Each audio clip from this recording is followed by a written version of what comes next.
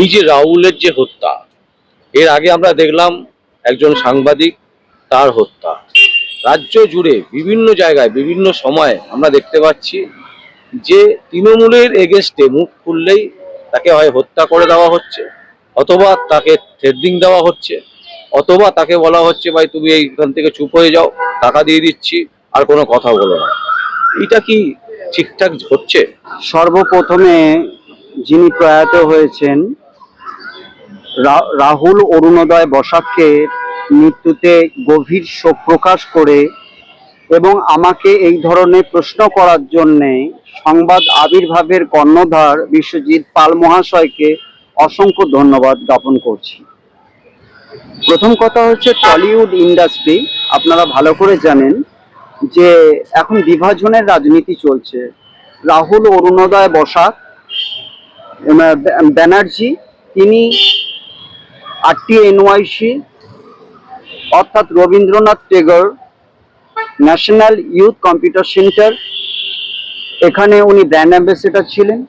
এখানে কৌশিক দা থেকে স্টার্ট করে আমি লাবণী দি থেকে স্টার্ট করে বিভিন্ন মহলের তাদের যে ক্ষোভ, সেই ক্ষোভের জন্যে আমি এটা মনে করি যে মানুষের একটা বহিঃপ্রকাশ। কিন্তু আমি এই জায়গায় দাঁড়িয়ে একটা কথা বলবো, আমরা সবসময় রাজ্য সরকারকে একটা জায়গায় কাঠগড়ায় তুলে ধরি। আমরা আর্টিস্ট ফোরামের পক্ষ থেকে যে মামলাটা রুজু হয়েছে, সেখানে কিন্তু আপনি মনে রাখবেন প্রসেনজিৎ চট্টোপাধ্যায়, যিনি 80-90 দশকের একজন নামকরা অভিনেতা, তিনি বহুত শিল্পীদেরকে তুলে ধরেছেন। আর এখানে যে মামলাটা হয়েছে, সাসপেশিয়াস অন গ্রাউন্ডসে মামলাটা করা হয়েছে। আপনাকে একটা কথা বলি, কোনো একটা মামলা, বিচারাধীন মামলা নিয়ে আমরা হুটহাট করে মুখ খোলাটা আমাদের মনে হয় সেটা সঠিক নয়। এখানে রাজ্য রাজনীতির কথা বলা হচ্ছে।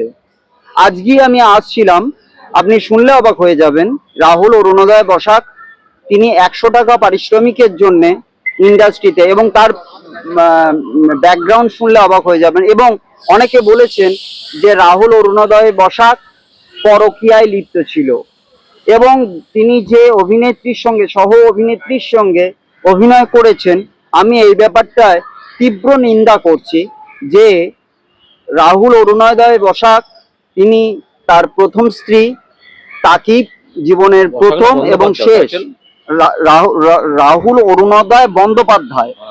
তো ওনার প্রথম স্ত্রী কি প্রথম জীবন থেকে শেষ জীবন পর্যন্ত ভালোবেসেছেন, এবং যার সঙ্গে অভিনয় করেছেন সেই শিল্পী বোলপুরের শিল্পী। আমি বোলপুর শান্তিনিকেতন থেকে পড়াশোনা করা, আমরা আর্ট ফোরামের, আমরা জানি যে শিক্ষা মানুষকে বিদ্যান দদতি বিনয়ম। আজকে মানুষের মধ্যে ক্ষোভটা কিন্তু বহিঃপ্রকাশ হচ্ছে। এখানে আমরা রাজ্য সরকারের নামে একটা বেমালুম অনেক জায়গায়, আমি প্রত্যেকটা জায়গায় বলছি, যে কোনো মৃত্যুই কিন্তু দুর্ঘটনাজনক। আমরা তার জন্যে রাজ্য সরকার সবসময় সমব্যথিত। এখানে কিছু কিছু রাজ্য সরকারের তলার কর্মীরা জড়িত আছে। আমি এ ব্যাপারে একদম সন্দিহান প্রকাশ করে বলছি যে রাজ্য সরকার সেইগুলোকে কিন্তু তুলে ফেলছে, এবং সেইগুলো কিন্তু আস্তে আস্তে সঠিক হতে হতে আপনারা ভালো করে পরবর্তীকালে জানতে পারবেন যে ভূমি রাজস্ব দপ্তরের আধিকারিক থেকে স্টার্ট করে যে ব্যক্তি মদ কোনোদিন ছোঁয়নি, রাহুল অরুণোদয় বসাক কোনোদিন মদ ছোঁয়নি, রাহুল অরুণোদয় বন্দ্যোপাধ্যায় কোনোদিন মদ ছোঁননি, আর তাকে যেভাবে বলা হয়েছে যে উনি সাঁতার কাটতে জানেন না, উনি এই করতে গিয়ে হয়েছে। আর্টিস্ট ফোরামে এখানে কিন্তু হেল্প, যারা ড্রোনটা চালিয়েছে তারা কি জানতো না যে কোনখানটা মোহনাটা আসছে বা কোনো জায়গায় এই রিস্ক জোনটা, তারা রিস্ক জোনটা অবশ্যই জানতো। এখানে যে আমাদের রাজ্য সরকার এবং বরিষ্ঠ যারা আমরা বলবো আর্টিস্ট ফোরামে যারা কৌশলী রয়েছেন, তারা যথেষ্ট তৎপর। এবং রাজ্য সরকার কি সাথ দেয়নি? হ্যাঁ, অবশ্যই সাথ দিয়েছেন। এর মাঝখানে কিছু কিছু ব্যক্তিবর্গ ঢুকে গেছে, সেই ব্যক্তিবর্গরা হয়তো একটা অন্য মাত্রা নিয়ে যাচ্ছে।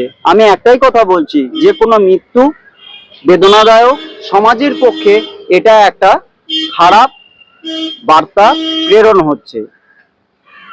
আর কিন্তু একটা কথা আমরা যেটা বারবার দেখছি সেটা হচ্ছে এই যে মরে যাওয়ার পর বলে দেওয়া হচ্ছে যে ও এইভাবে মরে গেছে, ও সেইভাবে মরে গেছে, একটা কিছু অজুহাত দিয়ে দেওয়া হচ্ছে। প্লাস আমরা দেখতে পাচ্ছি মুসলিম সম্প্রদায়ের যে মানুষ, তাদের ওপর বেশিরভাগ মানে নানান রকমের মানে যে অত্যাচারগুলো সেইগুলো হচ্ছে বেশি, তাদের নাম বাদ যাচ্ছে, তাদের নাম এসে এর থেকে বাদ চলে যাচ্ছে। এইগুলো কেন হচ্ছে? এগুলো তো রাজ্য সরকারের কর্মচারীরা তারাই তো কাজটা করছিলেন। দেখুন, এসআইআরটাতে রাজ্য সরকার এবং কেন্দ্র সরকার দুটো জায়গাতেই আপনি মনে রাখবেন, ফার্স্ট ফেজে যাদের নাম হয়নি তাদের সেকেন্ড ফেজে নাম লিস্ট দেওয়া হয়েছে।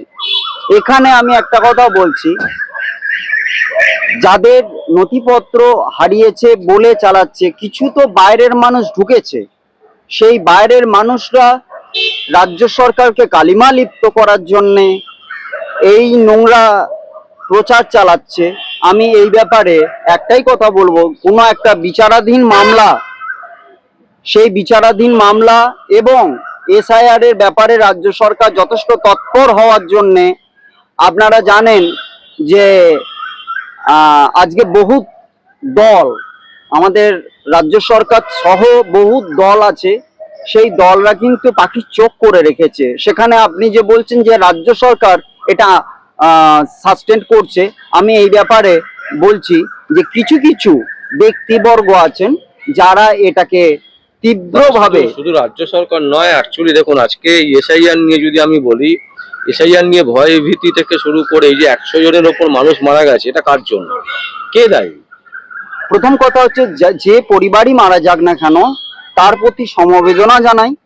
তার জন্য কিছু কিছু কৌশলী অর্থাৎ রাজনৈতিকবিদ, কিছু কিছু আইনজীবী যারা হয়তো ঠিক মতন ভাবে পরিবেশন করতে পারেননি, তার সঙ্গে আমি আপনাকে সমবেদনা জানিয়ে বলছি যে রাজ্য সরকার এসআইআর এর জন্য যে যথেষ্টভাবে প্রোটোকল বাঁধা আছে, সেখানে সুইসাইডটা যারা করছেন, আর আমি আপনাকে বলছি লাস্ট 2 দিন ধরে আপনি ইস্টার্ন রেলওয়ে কয়েক কটা জায়গায় আপনি শুনলে অবাক হয়ে যাবেন, ভেন্ডার কম্পার্টমেন্টে আমরা মামলা করেছিলাম। সেই ভেন্ডার কম্পার্টমেন্টে মামলা করার পর সেই মামলা রাজ্য সরকারের কাছেও আমরা নোটিশ করি এবং আইওসিএল এর একটা কেস, সেই কেসটা আমি বলার পরও রাজ্য সরকারের কাছে আমি নথিপত্র বা নোটিশ প্রোভাইড করি। সেক্ষেত্রে যথেষ্ট আশাব্যঞ্জক সাড়া পেয়েছি। আর দ্বিতীয় নম্বর কথা, যারা আত্মহত্যা করছেন তারা ভালো করে জানেন যে তারা কোন ঘাট পেরিয়ে এসছেন, এবং শুধুমাত্র রাজ্য সরকারের ওপর দায় চাপিয়ে দিয়ে বা কেন্দ্র সরকারের ওপর দায় চাপিয়ে দিয়ে বা অন্য কোনো রাজনৈতিক দলের ওপরে দায় না চাপিয়ে তারা তাদের নথিপত্রগুলো সঠিকভাবে দেখান, তাহলেই তো এখানে তো কোনো সময় রাজ্য সরকার মানা করেনি। একদম বলিষ্ঠ উদাহরণ দিচ্ছি, কংগ্রেসের একজন নেতা যিনি ভোটে দাঁড়িয়েছিলেন মালদাতে, কলকাতা হাইকোর্টের প্রাক্তন প্রধান বিচারপতি শিবগানাম, তিনি অর্ডার করেছেন যে তার নামটা তোলা হোক। তাহলে কি করে হলো এটা বলুন? টি.এস. শিবজ্ঞানম, আপনি যে কথাটা বলছেন, আপনি একটা কথা মনে রাখবেন, law should be proper, law should be proper not partial. আমি একটা কথাই জানি যে আমাদের চতুর্থ স্তম্ভ, আমরা জানি administrative, legislative, judiciary and media, আজকে প্রত্যেকেই তো আক্রান্ত। আজকে প্রত্যেকটা গরিব পরিবার, আপনাকে একটা কথা বলছি, বড় লোকরা বড় লোক হচ্ছে আর গরিবরা ফুটপাতে দাঁড়িয়ে গেছে। আর এক একটা পরিবারের যারা ভিক্ষা করে খায়, আপনি শুনলে অবাক হয়ে যাবেন, তারা স্কুলে সার্ভিস করেছে, পেনশন হোল্ডার, তারাও কিন্তু পরবর্তীকালে ভিক্ষা করছে। তাদের অ্যাকাউন্ট থেকে 16 থেকে 20 লক্ষ টাকা শুধু নয়, কাউরি পরিবারে কোটি টাকাও পাওয়া যায়। সুতরাং এটা কোনো আশ্চর্যজনক ব্যাপার নয়। এখানে টি.এস. শিবজ্ঞানম স্যার অর্থাৎ honourable justice of high court যে ডাইরেকশনটা দিয়েছে, হ্যাঁ ট্রাইব্যুনাল থেকে তো দিয়েছে, তাহলে তার গ্রাউন্ডসটা নিশ্চয়ই স্টাবলিশ করতে পেরেছে। এবং তার মানে এটাই হচ্ছে না যে আজকে ধরুন আজকে কংগ্রেসের একজন নেতা বলে তার পক্ষে সম্ভব হয়েছে কোর্টে গিয়ে মুভ করা বারবার করে, কিন্তু এটা সবার পক্ষে কি সম্ভব? না, আপনার কথাটা একদম সঠিক। এখানে বহুত ব্যক্তি আছে। আমি এইরকমই একটা মামলা করেছিলাম। ইস্টার্ন রেলওয়েতে সার্ভিস করেন, ব্যক্তিটার 3টে করে ভোটার কার্ড, 3টে করে আধার কার্ড। এই পূর্ব বর্ধমান জেলার 265 অ্যাসেম্বলির মেমারিতে বাড়ি, এবং ডায়ার কনসিকুয়েন্সে কিছু ব্যক্তি মেরেছেন, এবং সেই ব্যক্তিরা যারা মেরেছেন তারা কোনো আমচিহ্নতে বসে রয়েছেন, এবং তারা কিন্তু রাজ্য সরকারের, আমি আপনাকে নাম করে বলছি, দেবীদাস মুখার্জি, তিনি বলেন যে আমি অরূপ বিশ্বাসবাবুর বাড়ি রাজপুরোহিত, এর সঙ্গে কিছু সাগরেদ আছে, তারা ওয়াকাফের নাম করে হাইকোর্টের পাড়া দিয়ে ঘুরিয়ে নিয়ে গিয়ে পয়সা তুলছে। আপনাকে এবার আমি আপনার প্রশ্নের উত্তরটা দিচ্ছি। রাজ্য সরকারের ভেতর পর্যন্ত যদি সেই তথ্য পৌঁছচ্ছে, সেই তথ্য পৌঁছানোর পর তাদের বিচার ব্যবস্থা শুরু করছে, এবং বিচার ব্যবস্থাটা যাতে আরো কঠিনভাবে হয় সেটার জন্য আমার এই গ্রাউন্ড চুরি হয়েছিল। আমরা একটার পর একটা তথ্য দিয়ে গেছি। আব্দুল মান্নান হোসেন, যার বাড়ি লোকনাথ মির্জাপুর, সেই ব্যক্তিটা আজকে তিনি আইওসিএলেরও কর্ণধার, তিনি বিভিন্ন দপ্তরে, আপনি শুনলে অবাক হয়ে যাবেন, আজকে একাধিক জায়গায় ঠিক রাজ্য সরকারই তো প্রবলেম, তার মানে না না না না না না না, একের পর এক রাজ্য সরকার এইটার ব্যাপারে তৎপর। এখানে রাজ্য সরকারের চিফ মার্শালের নাম দেবব্রত বন্দ্যোপাধ্যায়, তার নাম করে টাকা তোলা হয়েছে। অথচ আমি একটা কথা বলতে পারি যে রাজ্য সরকার একটা ছাতার তলায় দাঁড়িয়ে থেকে বহুত বট গাছের তলায় বহুত কিছু দাঁড়াতে পারে, কিন্তু সেখানে কোনটা ভালো আর কোনটা খারাপ, কোনটা সাদা আর কোনটা কালো, এই বিচার কিন্তু কন্টিনিউ চলছে। আর এই বিচারে রাজ্য সরকার, আমি আশা করি যে আগত দিনে রাজ্য সরকার পূর্ণ গরিষ্ঠতা পাবে। তবে আমার প্রশ্ন হচ্ছে, কোথায় আমরা দেখলাম জ্যোতিপ্রিয় মল্লিক চালচোর, তিনি ভোটে দাঁড়িয়েছেন। আমরা দেখলাম মদন মিত্র, তাকে ভোটে দাঁড় করানো হয়েছে। একের পর এক জালিয়াতি চিটিংবাজ মানে নেতারা ভোটে দাঁড় করিয়েছে বারবার করে। সবাই বলছে যে এদেরকে বাদ দিন, বাদ দেওয়া হচ্ছে না। কেন দেওয়া হচ্ছে না বলুন? আপনাকে একটা কথা বলবো, ওয়াশিং মেশিনে অনেক ব্যক্তি অন্য দলে চলে গেছে। সেই দলে চলে যাওয়ার পর ওয়াশিং মেশিনে তারা পরিষ্কার হয়ে গেছেন। তো সেই ওয়াশিং মেশিনে পরিষ্কার হয়ে পরবর্তীকালে আবার তৃণমূলে ফেরত এসছেন। এটা আগের ইলেকশনে আপনারা দেখেছেন, আবার পরবর্তী ইলেকশনেও দেখবেন, অর্থাৎ এই 2026-এর ইলেকশনের পরেও দেখতে পাবেন। কেননা ওয়াশিং মেশিনে যেগুলো আপনার কিছু কিছু ছিট আটকে গেছিল, সেই ছিটগুলো আবার ফেরত আসবে।